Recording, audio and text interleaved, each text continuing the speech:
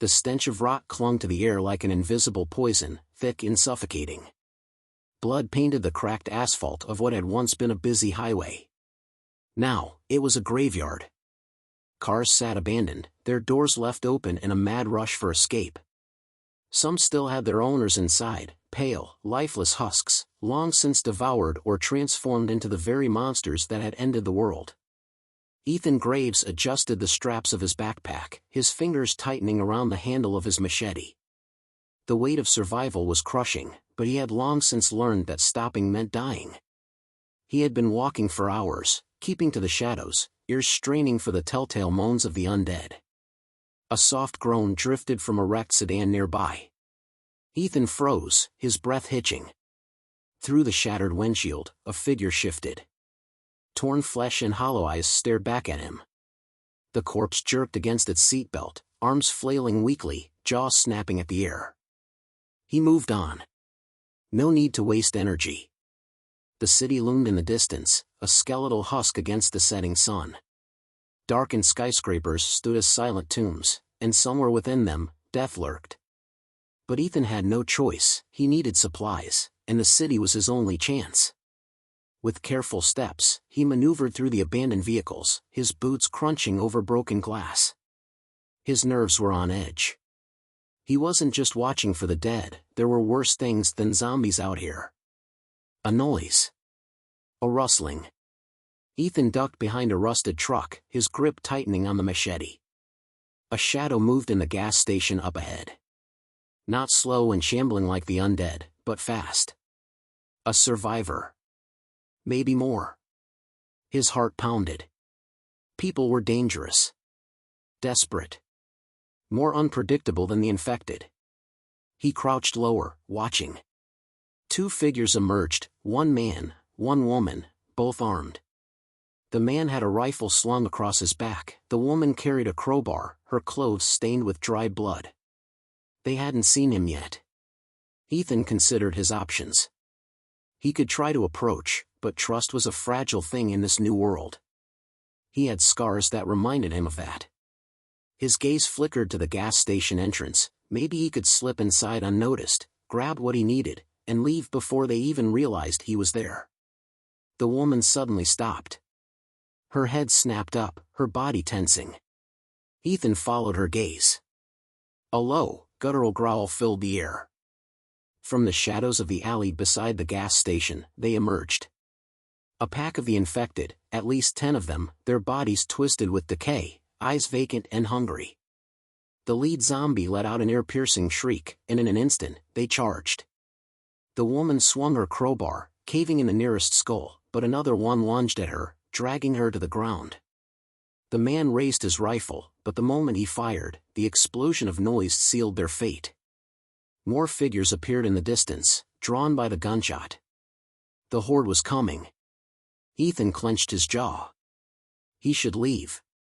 Stay quiet. Survive. But as the man screamed, and the woman's cries turned into gurgled gasps, something inside him twisted. He exhaled sharply, tightening his grip on the machete. Against his better judgment, Ethan ran toward the fight. Ethan moved fast, his boots slamming against the pavement as he sprinted toward the chaos. The infected were swarming now, their guttural moans filling the air.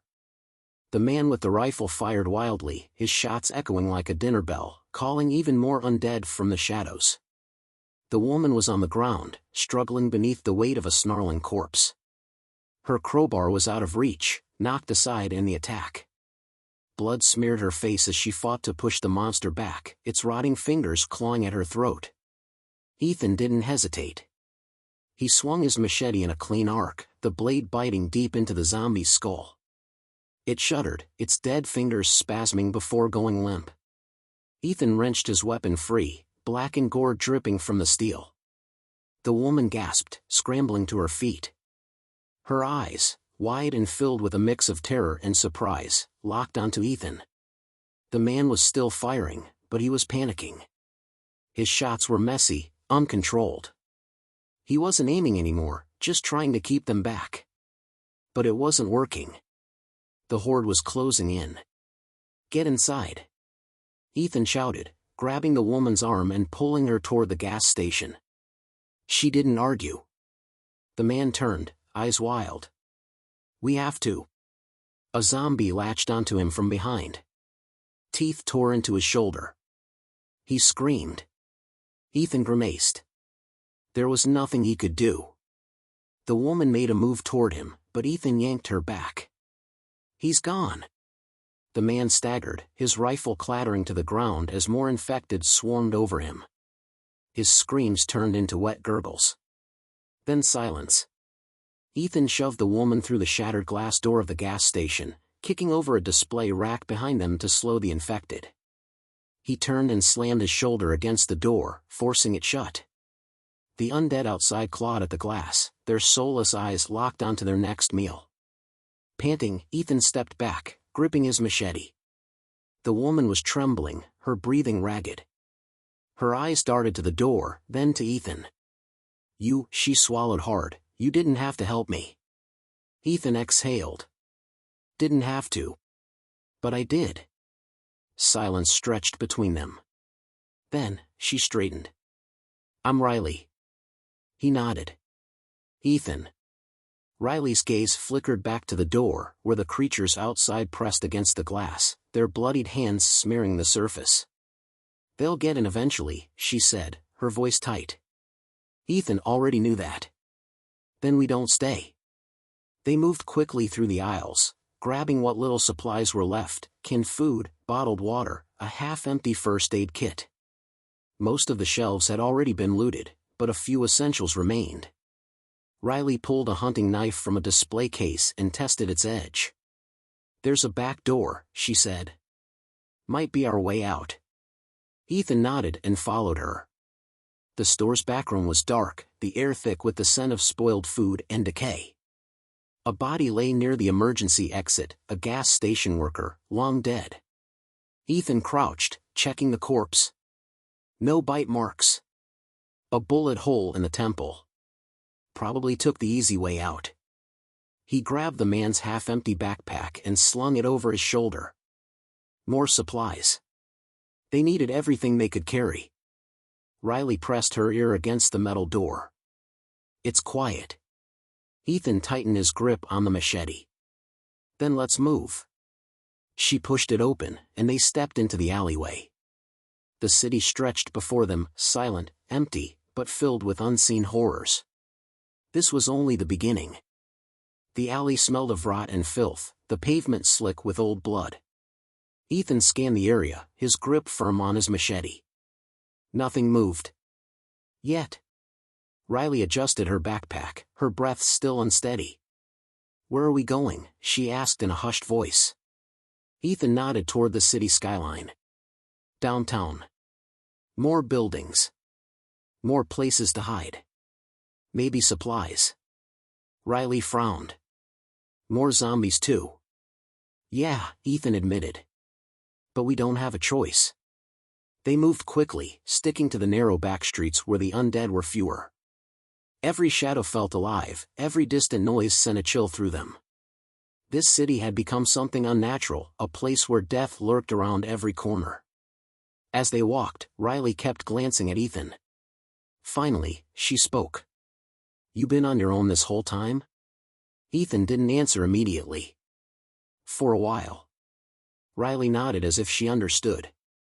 "I was with a group. 7 of us."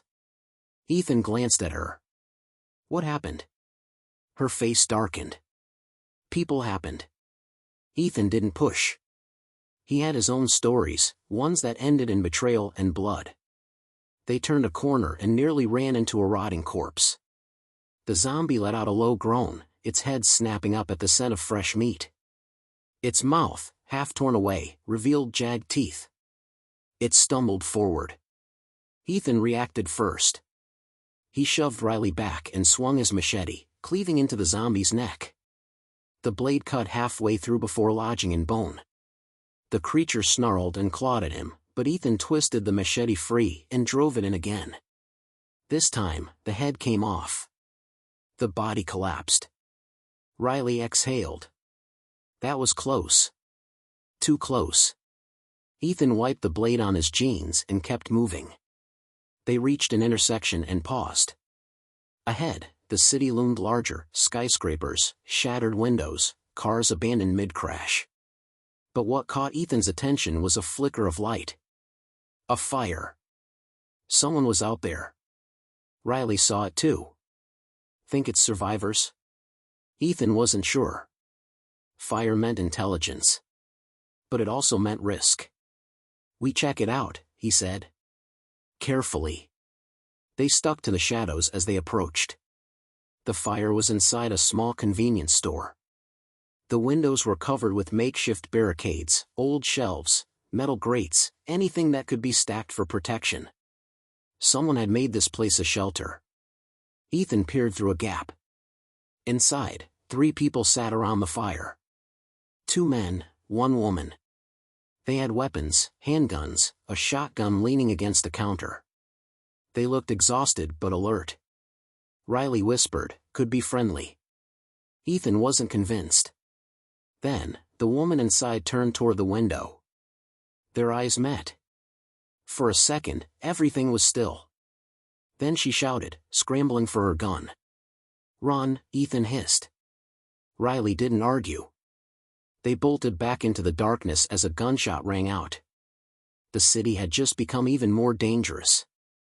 Ethan and Riley sprinted through the darkened streets, their footsteps echoing against the crumbling cityscape. Behind them, shouts rang out. "They saw us." Riley gasped, gripping the straps of her backpack as she struggled to keep up. Ethan didn't need the reminder. The gunshot had already sealed their fate. More than just alerting the people inside the store, it had likely drawn every infected within earshot. A second shot cracked through the air, sparking against a rusted dumpster as they ducked into a narrow alley. "Idiots," Ethan muttered. "They're just making more noise." But that didn't mean they weren't dangerous. Survivors with guns were often more deadly than the undead. They reached the end of the alley, where a chain-link fence blocked their path. Beyond it, an abandoned parking lot stretched into the shadows, littered with overturned cars and debris. Riley hesitated. "Can you climb it?" Ethan was already moving. He gritted his teeth and hauled himself up, his fingers slipping against the cold metal. As he reached the top, he glanced back. A figure was at the mouth of the alley, raising a rifle. "Go!" Ethan hissed. Riley scrambled up the fence just as another shot rang out. The bullet tore through the metal inches from her foot. She yelped but didn't stop, throwing herself over the other side and landing in a heap. Ethan dropped down beside her and yanked her to her feet. "Move." They bolted through the parking lot, weaving between rusted vehicles. The shooting had stopped, but that only made Ethan more uneasy. "They're coming after us," he muttered. Riley's breath was ragged. "Why?" "We didn't do anything." Ethan shot her a grim look. "Doesn't matter. People don't need a reason anymore." They reached a small maintenance building near the lot's edge. Its door hung open, swaying in the breeze. It wasn't ideal, but they needed to get out of sight. Ethan stepped inside first, machete raised. The air inside was stale, filled with dust and the lingering scent of rot. Old tools were scattered across the floor, and in the corner, a decayed corpse slumped against the wall. Long dead. No threat. Riley eased the door shut behind them. "Now what?" Ethan peered through the grime-covered window. "We wait. If they're smart, they won't chase us too far." But something gnawed at his instincts. Those people hadn't hesitated to shoot. That meant one of 2 things. They were either paranoid enough to kill on sight or worse, they wanted something. Supplies. Weapons. Or captives. Ethan clenched his jaw. He had seen what desperate survivors could do. He wouldn't let that happen to him, or Riley. Minutes passed. Then, footsteps. Riley tensed. Ethan signaled for her to stay quiet. Outside, voices murmured. "They came this way." "You sure?" "Yeah. They gotta be close." Ethan gripped his machete tighter.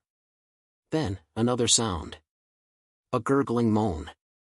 The infected had arrived. A chorus of snarls and dragging feet echoed through the lot. The survivors outside cursed, their voices rising in panic. Ethan glanced at Riley. "Now's our chance." She nodded. As chaos erupted outside, Ethan eased open the door. The city stretched before them, dark and filled with death. They slipped into the night, leaving the hunters behind. For now. The city swallowed them whole as they ran, the moans of the undead mixing with the distant shouts of their pursuers. Every step felt heavier, every breath harder to catch. The streets stretched out before them like a maze of death, filled with unseen dangers lurking in the shadows. Ethan led Riley through the ruins, his mind racing. They needed a place to regroup, somewhere defensible, somewhere out of sight. But nowhere in this city was truly safe.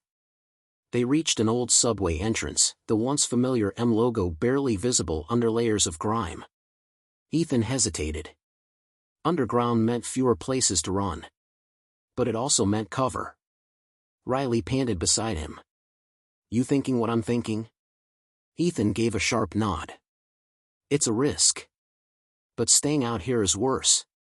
A distant gunshot made the decision for them. Without another word, they slipped inside. The underground tomb.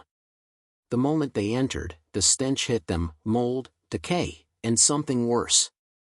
The faint glow of emergency exit signs barely lit the tiled walls, casting long, eerie shadows.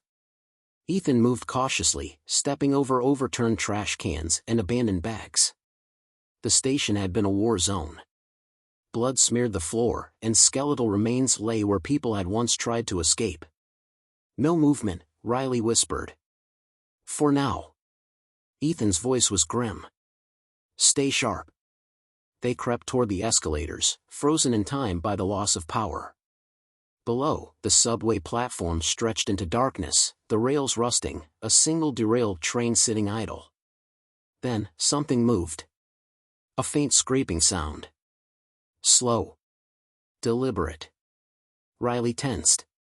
"You hear that?" Ethan lifted his machete. "We're not alone." They pressed against the wall, scanning the shadows. The sound came again, closer this time. A slow, dragging shuffle. A figure emerged from the dark. It was hunched, its body twisted unnaturally, skin gray and sagging. It had once been human, but now its bones jutted out, its mouth hanging open in a silent moan. A crawler. One of the older ones. Slower, but relentless. Riley raised her knife. "I got this." Before Ethan could stop her, she stepped forward and drove the blade into the creature's temple. It let out a sickening gurgle before collapsing. Riley exhaled. That wasn't so bad. Then the whispers started. Not human whispers, something else. Low, breathy noises, coming from the tunnel.